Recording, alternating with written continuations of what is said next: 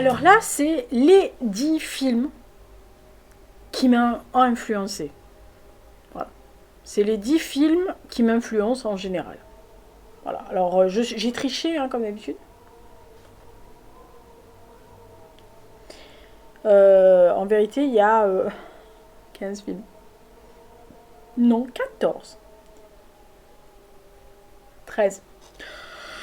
Bon, Lisa prépare une liste, elle sait même pas ce qu'elle dit. Super. Oh bah, je pense qu'on est bien parti. Alors, ce sont vraiment les 10 films, en vérité, qui m'ont influencé, mais c'est surtout les 10 films qui m'ont ouvert le monde, ou un monde, et qui m'inspirent toujours, et quand j'ai des moments de baisse, je les regarde. Alors, il faut quand même que je vous explique rapidement, si j'arrive à faire ça rapidement, mon rapport au cinéma, même si vous avez peut-être entendu parler de ça sur la chaîne si vous me suivez depuis longtemps. En fait, j'ai eu la chance, depuis que je suis petite, d'être née, alors avec des livres, hein, avec l'accès à la culture, mais aussi avec des grands-pères et un papa qui aimait beaucoup le cinéma. Et chacun avec des domaines différents. Et donc, quand j'étais petite, mes grands-pères me montraient des films cultes, des films de leur époque, c'est-à-dire les années 20, 30, 40, un peu 50. Et mon papa s'est chargé des années 60, 70. Voilà. Donc, j'ai eu petite la chance d'avoir une culture cinématographique qui m'a fait voir beaucoup de classiques. Alors, quand j'étais toute petite, j'aimais beaucoup les westerns. J'étais un peu fan des westerns. J'aimais beaucoup des acteurs comme... bon, alors oui, John Wayne, on est bien d'accord, mais j'aimais bien Monty Cliff. J'aimais bien les vieux acteurs. En fait, j'aimais bien l'âge d'or d'Hollywood aussi. Et, je me souviens de la claque qu'a été le cuirassé Potemkin quand je l'ai vu, qui fait partie de ma liste. Donc c'est vraiment des choses que j'ai acquises petites. Alors après, évidemment, à partir des années 80, j'ai décidé moi-même d'aller voir des films au cinéma. J'ai ouvert les yeux sur certains films qui m'ont propulsé vers une autre catégorie de films. Et à l'université, j'ai eu la chance de prendre 4 semestres d'un cours qui s'appelait Histoire du cinéma. Et donc là, Histoire du cinéma, c'était 5 heures par semaine où on voyait un film ou deux. Ça dépendait de la longueur du film. Alors quand c'était au début des années du cinéma, hein, voilà, vraiment au niveau des frères Lumière, Méliès, etc. Quelquefois c'était très très court, mais on avait un prof qui nous détaillait, c'est-à-dire vraiment c'est l'histoire du cinéma. Il nous expliquait scène par scène, explication du contexte, pourquoi, comment, la lumière, le machin, le truc, le bidule. J'ai adoré ces cours. Alors on avait 5 heures, mais on avait, je crois qu'il y avait 2 ou 3 heures en plus dans la semaine où on devait aller à la cinémathèque de l'université pour aller voir un film qui nous avait été donné comme sujet d'étude. Et donc on devait le voir, faire une petite fiche pour expliquer aux profs ce qu'on avait compris, pas compris, etc. Donc j'ai vu énormément de films dans ma vie et j'adore le cinéma. Voilà. C'est un endroit où je suis seule. Vous voyez ce que je veux dire? Voilà, je vais au cinéma où je regarde un film, etc. Je suis dans ma bulle.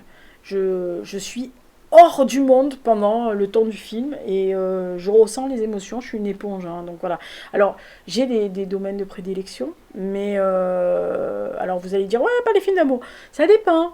Ça dépend. Moi, j'ai mon petit cœur à soupirer pour le docteur Givago. Hein. Vous êtes débile, mais si. Alors, ne me parlez pas de Titanic. Non, ça, c'est pas... Non, meilleur ami a essayé de me convertir, ça marche pas. Alors, ce genre de daube, pour moi, ça marche pas. Par contre, les histoires romanesques, ça marche. Bon. Et donc, je me suis dit, pourquoi, après les 10 livres qui m'ont influencé et les 10 artistes qui m'influencent au quotidien, parce que si vous avez vu la vidéo des artistes, bah, il y a toujours des photographes, machin, les photos, les sculptures, j'ai des trucs qui m'entourent. Hein. Vous voyez pas, mais moi j'ai un espèce de gros tableau en liège où il y a toutes mes influences marquées dessus, enfin imprimées dessus, avec des photos, avec des trucs, etc. J'ai un patchwork énorme. Et dans une de mes pièces, dans ma maison familiale, il y a mon patchwork à moi, c'est-à-dire que j'ai un mur, mais un énorme mur, où j'ai mis tout...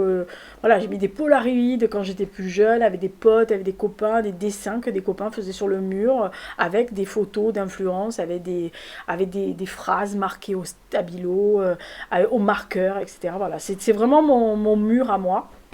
Et donc, c'est 10 films, qui sont en vérité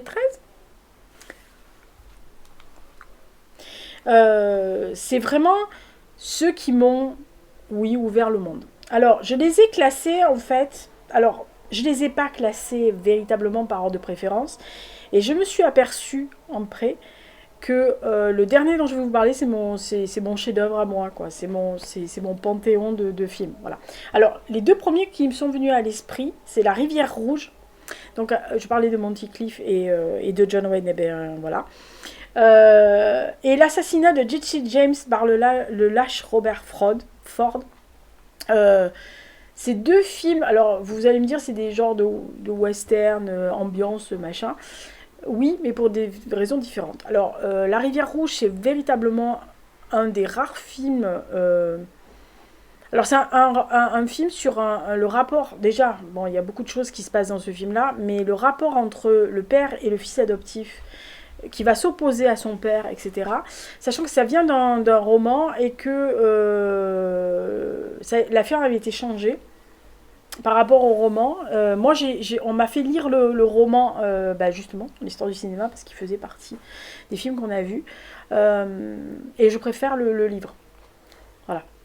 Mais j'aime beaucoup ce film. Alors, il m'a ouvert, en fait, la possibilité de réfléchir à la psychologie des personnages dans les films et surtout de voir le western différemment. De pas me contenter de penser qu'il n'y a que, vous savez, stéréotypes, machin.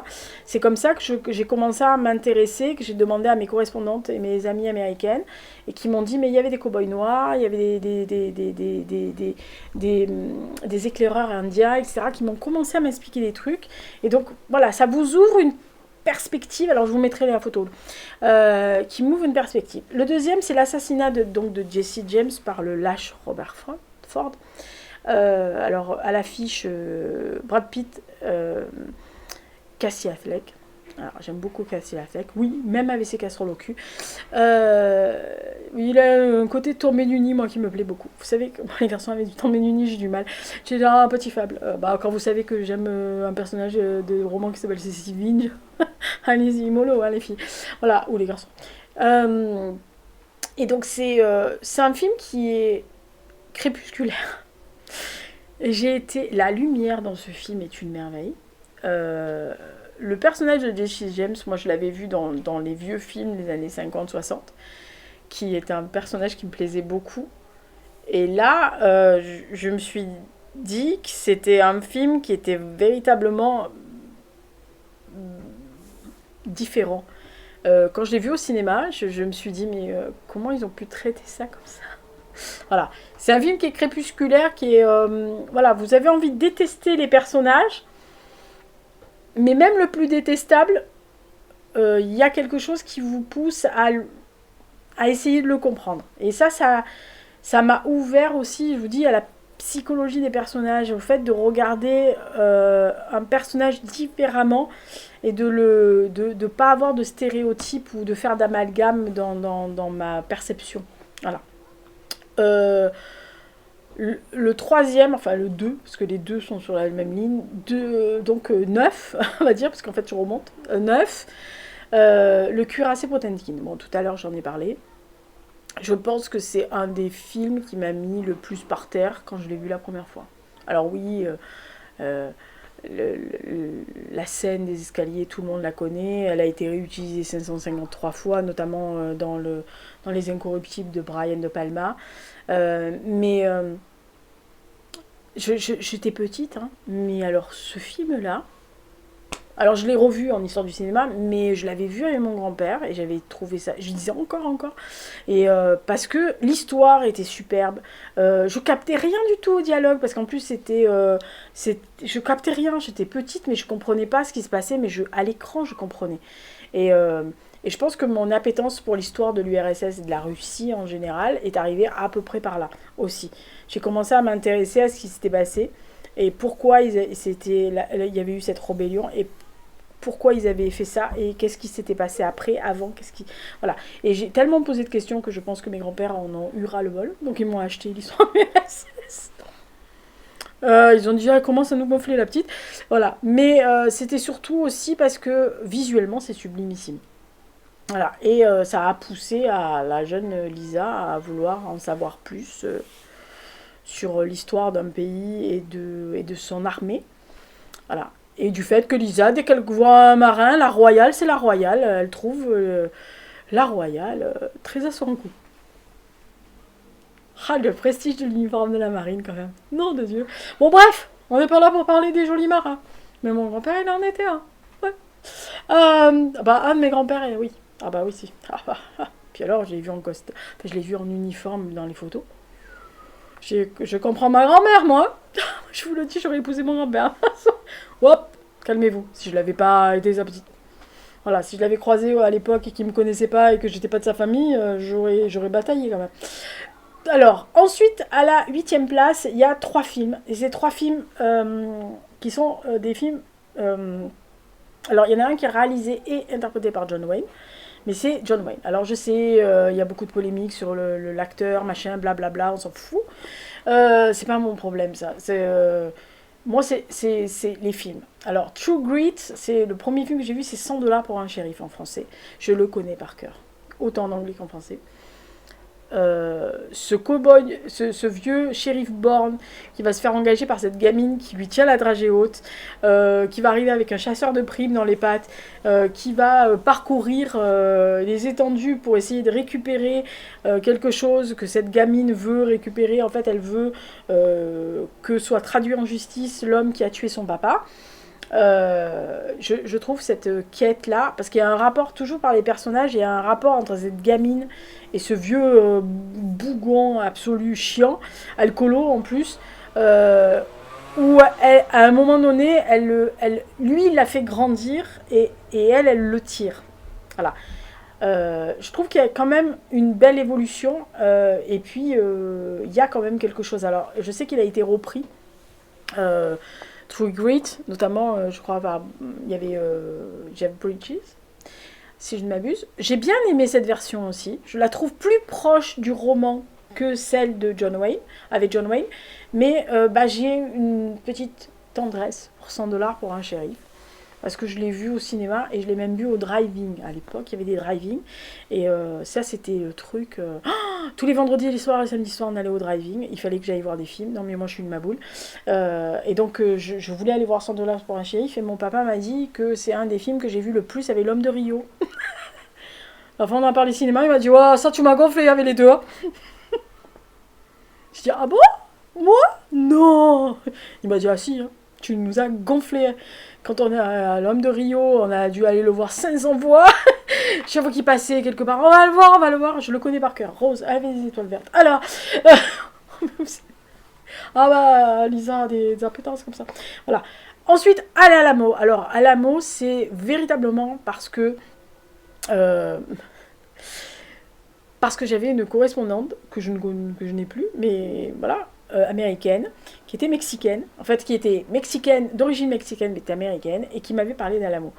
Je sais pas, dans un courrier, on avait parlé d'histoire, machin, et elle m'avait parlé de ça, et un jour, elle m'avait dit, mais tiens, si un jour tu viens aux États-Unis, il faudra que tu ailles visiter l'endroit, machin, et elle m'avait expliqué Santa Ana, tout ça. Je me suis dit, ah bon et bon, évidemment, David Crockett, vous connaissez, mais pour, oui, voilà. Mais je connaissais pas l'histoire de Alamo, et donc elle m'avait envoyé un petit fascicule que j'ai toujours, un petit fascicule qu'elle avait acheté donc sur place, parce qu'elle était dans le coin, elle était au Texas, et elle m'avait expliqué, enfin elle n'est pas trop loin, et elle m'avait expliqué, elle est à Houston maintenant. Et à Houston toujours ? Oui, elle est toujours à Houston. Mais on n'est plus correspondante. Voilà, on s'écrit nos vœux une fois par an. Voilà. Vous savez, les gens à qui vous écrivez toutes les années, mais vous demandez des nouvelles, on vous dit oui, je vais bien, ça fait 2 pages, et puis après, toute l'année, on oublie. On se fait même pas nos anniversaires, c'est juste pour la nouvelle année. Donc je crois qu'elle était à Houston quand elle m'a écrit cette année. Et ça m'a passionné ce truc de me dire qu'il y avait ce peu d'hommes qui avaient lutté contre l'une des plus grandes et des plus belles armées mexicaines de l'époque. Santa Anna, c'était un des plus grands militaires et généraux. Il a explosé tout le monde, hein, voilà, y compris le général Houston qui a eu un peu de mal. Et si ces gens ne s'étaient pas sacrifiés dans le fortin de Alamo, l'Amérique n'aurait pas certains territoires actuellement. Voilà. Donc il y a vraiment un truc qui m'a plu, et puis le film est grandiose. Alors c'est le seul film, je crois, qui est réalisé par... Enfin, c'est le film qui est réalisé par John Wayne aussi. Mais je trouve que... Voilà. En plus, il y avait un acteur britannique que j'adorais, que j'adore, qui s'appelle Laurence Harvey. Et j'étais très contente de le voir dans le film à l'époque. Et donc je m'étais dit, ouh, voilà. Donc c'est pareil, hein, vous voyez, c'est toujours la résistance, le côté un peu... ah ouais, non, mais ça, on me refait pas, hein, on est bien d'accord. Et le troisième, alors c'est quand même des trois, mon chéri. Alors, 100 $ pour la cheville, c'est en France. La charge héroïque. Alors, en anglais, c'est She Wore a Yellow Ribbon, je crois. En fait, c'est parce que quand une jeune fille était fiancée à un cavalier de l'armée américaine, elle se mettait un ruban jaune dans les cheveux, dans sa coiffe, ce qui voulait indiquer qu'elle était prise. Voilà. Alors c'est un film qui est beau parce qu'il parle de la vieillesse. Il parle, oui, il parle d'un homme qui va être à la retraite sous peu, qui va quitter l'armée, qui n'a plus rien, sa femme est morte, qui va partir sur un autre territoire et il va mener sa dernière sortie. Oui, sortie avec ses troupes, etc. Et il doit convoyer la femme du colonel de son unité et sa nièce, la nièce du colonel, qui repart. Alors elle est entre deux garçons. Il y en a un qui lui plaît beaucoup mais qui la fait chier royalement, c'est généralement celui-là qu'on veut. Et le gentil garçon qui veut l'épouser, qu'elle trouve très très bien, mais qu'il est gentil, voilà, il est trop gentil. Et donc ils partent, et donc forcément il y a les Indiens qui vont leur sauter sur le paletot, etc. Donc il y a tout ce côté, oui, cow-boy indien, on est bien d'accord. Mais il y a surtout cet homme qui s'appelle d'ailleurs Nathan Britless dans le film, donc John Wayne, qui est touchant. C'est-à-dire que c'est un vieux... oui, un homme qu'on pousse à la sortie, on a l'air de dire, bon ben maintenant c'est l'heure, hein, tu as l'âge, tu te casses, tu sers plus à rien, et qui va s'avérer être très utile, qui va s'avérer être plus que capable de faire tout ce qu'on lui a demandé, et même au-delà. Je trouve que c'est un très très beau film sur la transmission entre générations, et le fait qu'on peut apprendre à tout âge, et que chacun peut espérer avoir un impact sur la génération qui va vous suivre après. Voilà, c'est un très très joli film, La charge héroïque. Donc si vous ne l'avez pas vu, allez-y, moi sur les westerns, voilà. Alors ensuite, je ne sais plus où on est, 6. Oui, 6. Alors celui-là, je n'aurais pas dû le voir. Jamais de la vie, j'avais pas l'âge. J'aurais jamais dû le voir, mais mon papy m'a amené. On est allé voir Apocalypse Now de Francis Ford Coppola. Alors je l'ai pas vu à la sortie, hein, parce que j'avais vraiment pas l'âge. Mais je l'ai vu, j'avais 10-11 ans. Donc j'étais quand même jeune. Et il était repassé justement au driving. Donc on était allé le voir. Je crois que mon grand-père s'était fait engueuler à l'époque, parce que c'était pas fait pour une fille, une petite fille en tous les cas. J'ai été... Voilà. Il m'avait parlé du Vietnam, il m'avait parlé de la guerre, de sa guerre qui était la Seconde Guerre mondiale. Et je dois avouer que Apocalypse Now, c'est la truc la plus incroyable que j'ai vue de ma vie. À l'époque, ça m'a filé une claque, mais incroyable. Alors déjà, premièrement, parce que je connaissais Wagner et que dans ma famille, la musique classique, c'est quand même quelque chose qui est important.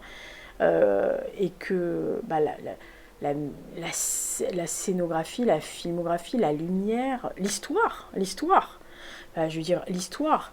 Cette remontée pour aller chercher ce colonel qui a trahi, entre guillemets, qu'on doit éliminer parce qu'il commence à être un peu problématique. Alors, je ne vous cacherai pas qu'à l'époque, je ne l'avais pas repéré, mais il y a quand même Harrison Ford qui est dans une petite scène derrière avec des lunettes, et qu'à la deuxième visionnage, je l'ai bien vu. Je fais... Voilà. Et que Martin Sheen à l'époque était quand même un joli garçon, et que j'ai été soufflée. Véritablement, parce que je me rappelais de Marlon Brando dans Un tramé nommé Désir, parce qu'on me l'avait montré. Euh, Ça fait un choc, hein. Ça fait un choc. Mais je trouve ce film magnifique. Voilà, c'est bien écrit. Ça a été un gros bordel pour Coppola. Ça a été le film le plus. Il a dépassé tous les budgets, il a dépassé enfin, il a tout dépassé. Il y a eu, je crois que Martin Sheen a eu une crise cardiaque sur le truc. L'autre, il essayait tous les stupéfiants qui étaient sur le coin. Il est arrivé en retard. Il y a eu plein de trucs sur son. Enfin, c'est vraiment le truc maudit. Je crois qu'il y a eu une tornade. Enfin, il y a eu plein de choses. D'ailleurs, c'est assez fabuleux à voir. Je l'ai récupéré en DVD avec la Director Cut. Alors, il faut vraiment voir le Director Cut de Coppola, son film tel qu'il l'a pensé à l'époque et qu'il le voulait, avec derrière tous les documentaires qui ont été faits sur les conditions de tournage, le bordel, le chou, machin, sachant aussi que c'était pas les acteurs qu'il avait envisagé au départ. Voilà. Et honnêtement, ce film est apocalyptiquement génial. Voilà, c'est un des films les plus incroyables que j'ai vus. Alors oui, sur la guerre du Vietnam, oui, ça vous fait revoir la position et ça vous fait comprendre l'importance qu'a eu cette guerre sur l'Amérique de maintenant et sur le fait que c'est toujours un traumatisme pour les Américains. Mais c'est un film magnifique. Alors Coppola, c'est quand même... Alors c'est pas un de mes réalisateurs préférés, mais j'aime beaucoup Coppola parce que j'ai beaucoup aimé Cotton Club, j'ai beaucoup aimé alors, Outsider, vous savez que c'est mon film. Alors il pourrait atterrir là, mais il aurait atterri dans mes films chéris, absolus, les amours de ma vie. Voilà. Mais dans les films qui m'influencent, oui, il peut m'influencer parce que Frost est arrivé, mais c'est pas véritablement une influence de tous les jours. Voilà. Si. Ah, si. Oui, mais pas le film en entier. Bon, bref, c'est très compliqué avec Coppola et ce film Outsider était vraiment à part. Euh, mais Coppola, voilà, Cotton Club, The Outsider, voilà, c'est même Dracula, hein, on est bien d'accord, c'est pas son meilleur. Mais voilà, c'est un cinéaste qui est impressionnant. Alors je sais qu'il y a beaucoup de gens qui aiment Coppola pour d'autres choses, mais moi Coppola pour moi c'est Outsider, Rusty James, vraiment, et Apocalypse Now. C'est vraiment Rusty James. Je trouve que c'est un film qui est très peu, dont on parle très peu, qui est une des plus jolies histoires et vraiment un très beau film. C'est un film magnifique, Rusty James. Vraiment, avec Matt Dillon, c'est... Mais allez voir ce film, quoi. Voilà. Allez voir Outsider, The Outsider, Rusty James et Apocalypse Now. Si vous ne les avez pas vus, allez-y, parce que vraiment, vous allez passer du bon temps. 5. Et alors, 5, comment vous expliquer 5. Je sais pas. Attendez. 10, 9, 8, 7. Ah non, c'était 7, Apocalypse Now. Bon, on est à 6, alors. 6, pareil. Guerre du Vietnam. C'est un sujet qui m'a intéressé. J'avais vu Platoon, donc d'Oliver Stone. Vous savez que j'aime d'amour Ken Loach et Oliver Stone. Les hommes de cinéma de ma vie. Voilà, c'est mes chéris à moi. Et c'est une guerre dont mes amis américains m'ont toujours parlé. Donc c'est quelque chose sur lesquels j'ai lu beaucoup, que j'ai regardé pas mal de choses. Et est arrivé au cinéma un film. Je crois que c'est De Palma. Funaise, si c'est pas De Palma, c'est la honte. Un film où il y avait un jeune garçon qui venait de faire un espèce de hit absolu avec une voiture volante, qui s'appelle Michael J. Fox, encore, à l'époque. Voilà. Et le film s'appelle Outrage. Et ce film-là je suis rarement sortie du cinéma avec la boule à l'estomac, le cœur au bord des lèvres et les yeux embués. Ah bah celui-là il est arrivé. Alors cette histoire de GI américain, évidemment, bien sûr, au Vietnam, qui va prendre... en fait, qui va essayer de sauver une jeune femme qui a été violée par ses propres camarades soldats, qui va s'opposer d'ailleurs à Sean Penn, qui est son camarade d'en face, qui est un fou furieux. Ça véritablement le bien et le mal dans le même film, et le fait que parce qu'on est en guerre, on a le droit de commettre des crimes de guerre. Voilà. Où s'arrête le fait qu'on peut... Où on doit s'arrêter en tant qu'être humain dans une guerre. Voilà. Est-ce qu'on doit faire quelque chose qui est contre la nature humaine? Non, on est bien d'accord. Mais voilà, il y avait beaucoup de choses qui se passaient. Ce film-là, Voilà, il y a encore des scènes, pendant que je vous en parle, il y a encore des scènes que j'ai dans la tête et des discours et même des images que je vois, les rails, etc. Mais c'est impressionnant ce film-là. Si vous l'avez jamais vu, alors déjà accrochez-vous, hein, parce qu'il n'est pas facile. Non, mais vraiment, c'est pas aisé. Mais c'est un film qui est très rarement, alors par les pros, oui, mais qui est pas très cité dans les films quand on parle de Vietnam, etc. On le cite, mais voilà, je l'ai. C'est pas quand on parle avec des gens qui aiment le cinéma, c'est quand même pas le premier qu'on cite quand on parle de ça. Mais pour moi, c'est l'un des meilleurs que j'ai vu. Voilà. Et alors quand je disais inspiré, qui fait en sorte que bah on essaye de se conduire le mieux qu'on peut dans toutes les circonstances et de pas oublier qu'on est des êtres humains comme les autres à côté. Voilà. Donc 6, 7, 5. Putain, je vais pas y arriver. 5, 6, 5, 5. 5. Bon merde, je les classe plus. Alors celui-là, c'est un film assez récent. Je crois que c'est le plus récent de tous, oui. C'est un film que j'ai vu au cinéma. Et je suis sortie du cinéma, je suis restée pratiquement 5 minutes dans la salle après le générique final. Tellement je savais pas où j'étais. Voilà, ça s'appelle Ad Astra. C'est un des plus vraiment visuellement et émotionnellement l'un des plus beaux films que j'ai vus ces dernières années. La quête de ce gars qui a un poids le poids de son père et de la mission de son père sur les épaules, etc. Et qui va au fond de ce qui peut aller, quitte à ne pas revenir. Moi, j'ai trouvé ce film merveilleux. J'étais dedans, j'ai vu des gens se lever au milieu du film, ils sont partis en disant c'est chiant, c'est long. Moi, j'étais hypnotisée. Alors vous allez me dire, ah, Brad Pitt. Non, pas du tout. C'était pas du tout pour Brad Pitt. C'était vraiment le film en lui-même. C'est l'ambiance du film, le propos du film, les réflexions, limite métaphysiques du film, où il vous fait réfléchir, il vous pose. En fait, c'est un film qui vous renvoie à vous-même.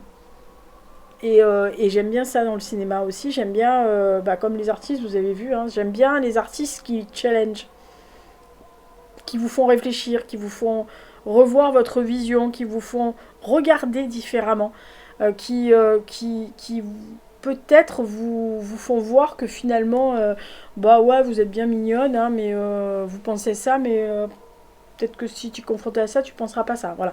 J'aime bien ce genre de truc, et Ad Astra est quand même un des plus beaux films que j'ai vus dernièrement. Et émotionnellement, je me dis, sortir avec la boule à l'estomac, le cœur là, et les yeux embués, ça m'était pas arrivé depuis très longtemps. Pas pour ce genre de truc là. Après oui, j'ai été très émue par 1917 où je suis sortie le cœur au bord des larmes. Enfin non, mais j'étais en larmes à la fin. Voilà. Parce que les 2 dernières scènes là, j'ai fait crever. Vraiment. Le film de Sam Mendes est quand même un des meilleurs films de guerre que j'ai vu sur la Première Guerre mondiale. Vraiment. Mais Ad Astra, c'était au-dessus. Alors, après 4, c'est Sunshine, donc de Danny Boyle.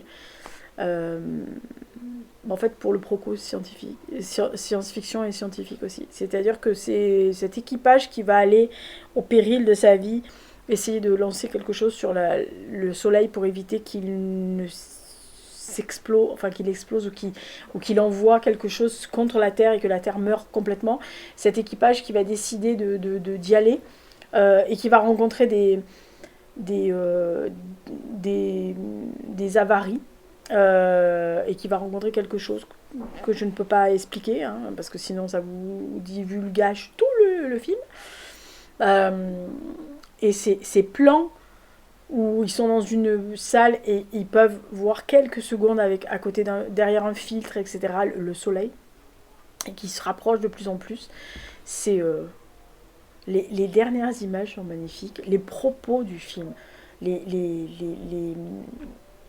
les messages que l'équipage envoie sur Terre à un moment donné, notamment le dernier, celui qui est fait par le personnage qui est joué par Cillian Murphy, c'est Mais pareil, ça vous met la boule à l'estomac et les yeux tout. Voilà. Et évidemment, Lisa pleure comme un goré. On est bien d'accord. Ça, c'est fait.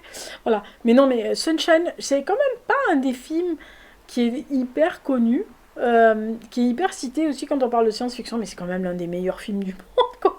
Putain, mais la dernière fois j'ai dit ça, il y a quelqu'un qui me dit ouais, bof. J'ai dit mais on n'a pas vu le même film ou... Parce que Danny Boyle, quoi, on est bien d'accord. Et puis bon, dedans, vous avez une belle distribution. Si je ne m'abuse, il y a Chris Evans. C'est pas dégueulasse de le regarder. Bah, dans le même film, Chris Evans et Cillian Murphy, il y a les uns étaient contents, décidément. Alors, bref, on se calme. 3, ça c'est le côté très féministe de la bête. Voilà. C'est un des films, Alejandro Amenábar, je crois, oui. C'est un des films que j'aime le plus, parce que...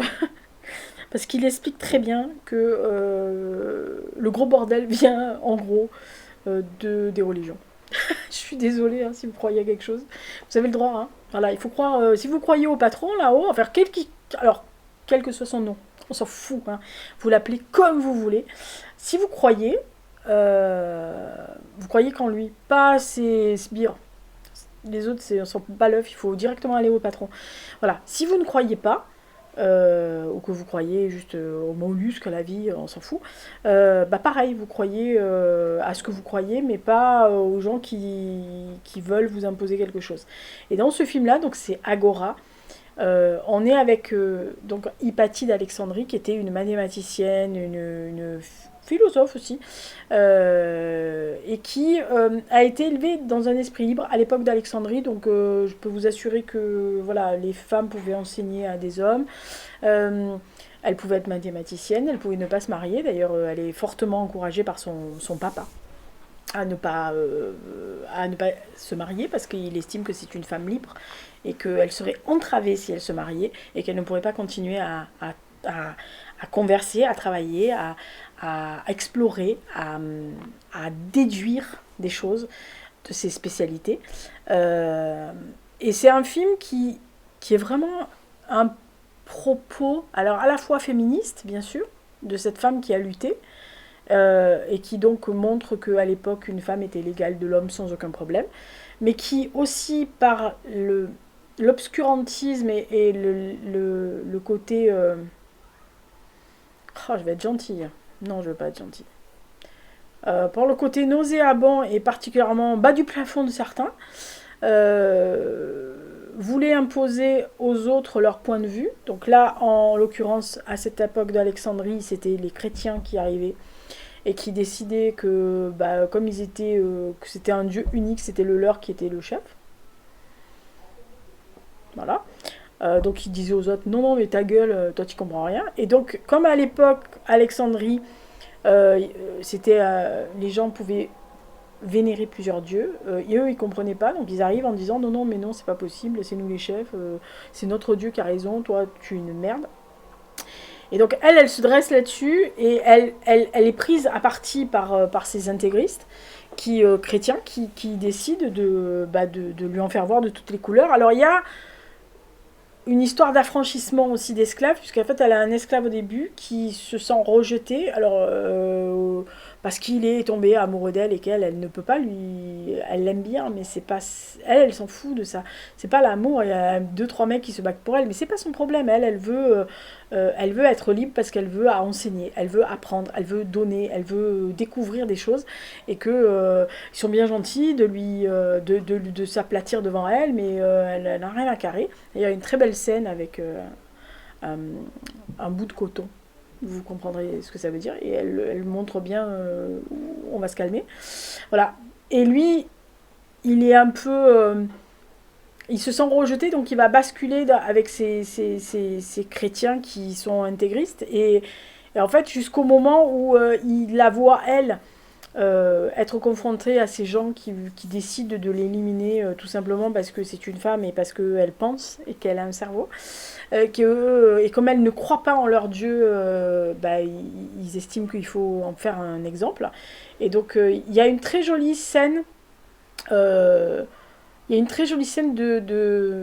va dire, à la fois de compassion et à la fois du fait que il fait la chose la pire qu'il n'avait même pas imaginé faire. Voilà.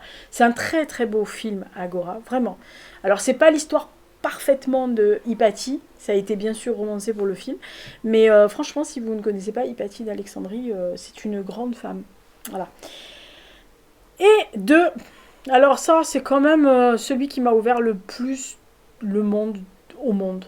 Je pense que s'il y a un film qui m'a ouvert une partie du monde entier, c'est celui-là, c'est Salvador d'Oliver Stone.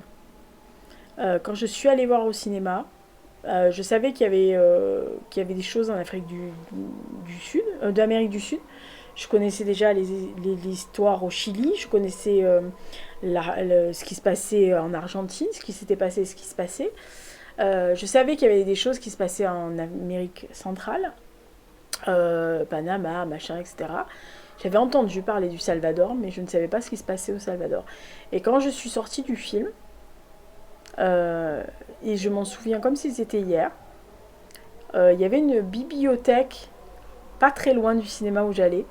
Donc je suis rentrée aussi, à la bibliothèque et j'ai demandé à la dame si elle avait des livres ou des revues ou des journaux ou si elle avait un film ou si elle avait des documentaires sur le Salvador. Et en fait, il s'est trouvé que la dame était professeure d'histoire et qu'elle était, enfin un ancien professeur d'histoire, et qu'elle avait voyagé en Amérique centrale, et donc elle m'a sorti des coupures de presse de ce qui se passait au Salvador. Et j'ai découvert l'histoire de l'Amérique centrale et de l'Amérique du Sud, vraiment dans son ensemble à cette époque-là.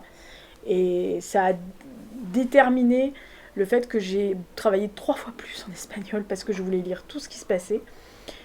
Et outre ça, Oliver Stone m'a ouvert le champ de la liberté de la presse, de la liberté de montrer ce qui se passe et de ne pas plier et courber les chines.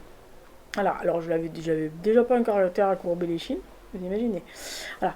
Et c'est vraiment un film magnifique. C'est. Alors il est dur, hein. C'est pas un film facile. Hein. C'est pas un film de tout repos, vous en prenez plein la tronche. Franchement, de temps en temps, il y a des scènes qui sont très compliquées, très difficiles, très dures. Mais c'est un des films. Voilà. Celui-là et celui que j'ai vu juste après, qui était Talk Radio d'Oliver Stone aussi. En fait, la même année, ou en tous les cas dans les quelques peu de mois, j'ai vu Salvador, Talk Radio et Platoon. Et je peux vous assurer que je me suis pris 3 claques dans la gueule. Talk Radio, ça m'a donné... c'est ce qui... Alors, personnellement, c'est celui qui m'a donné envie de faire de la radio et de défendre la liberté de parole. C'est un film magnifique. Talk Radio. On en parle très rarement, mais je l'aime. Mais Salvador, c'est... je le cite souvent parce que celui-là et celui qui vient après, c'est vraiment les 2 films qui, au quotidien, me ramènent à chaque fois à mes valeurs. Et j'étais pas vieille, hein, j'avais 15-16 ans. Hein, donc... voilà, au moment où j'ai pris la décision de certaines choses. Donc quand on est adolescent, il y a des choses qu'on nous impose parce que c'est nos parents qui nous donnent nos valeurs. Et puis après, vous défendez les vôtres. Donc voilà. Et le 1, incontestablement. Alors, même si demain je fais les 10 films que j'aime le plus au monde, je vous ai dit Outsider, il sera. Celui-là sera premier. Parce que c'est mon film chéri. Les 2 premiers sont restés par mes deux réalisateurs préférés. Hein. Oliver Stone pour un et le premier, Ken Loach. Alors lui, c'est la il est plus trop jeune, hein, à 90 ans, mais lui, quand il va disparaître, ça va être terrible pour moi. Hein. Je vais avoir du mal à me remettre de la mort de Ken Loach. C'est Le vent se lève. Alors, en anglais, The Wind That Shakes the Barley. Allez voir ce film. Regardez ce film. Alors, c'est sur l'histoire de l'indépendance de l'Irlande. En fait, ce film me touche surtout, alors outre le fait que je connais bien l'Irlande et que j'ai des potes qui ont été touchés, qui sont touchés par le conflit nord-irlandais et de la guerre d'indépendance d'Irlande, dans ces années-là. Mais c'est surtout parce que quand je suis sortie du cinéma, j'étais accompagnée et la personne qui m'a accompagnée s'est tournée vers moi en me disant « C'est fou ce que le personnage principal te ressemble. » Quoi ? Sur le coup, je me suis dit, mais de quoi il parle? Et je lui dis, alors on est allé prendre un café, et je lui dis, non, mais attends, bah, explique quoi. Et donc il m'a dit, non, mais attends, est-ce que tu es consciente de ça? Et je lui dis, oui, il y a deux, trois fois où il a eu des réactions que j'aurais pu avoir moi, et dont je ne suis pas forcément fière ou pas, mais que j'aurais pu avoir. Et c'est un personnage, alors c'est un personnage qui s'appelle Damien, qui est joué par donc Cillian Murphy. C'est le hasard hein, qui fait que c'est lui qui le joue. Mais c'est l'un des plus beaux personnages que j'ai vu au cinéma. Alors l'histoire est très forte, mais l'histoire de ces deux frères qui au début, bah,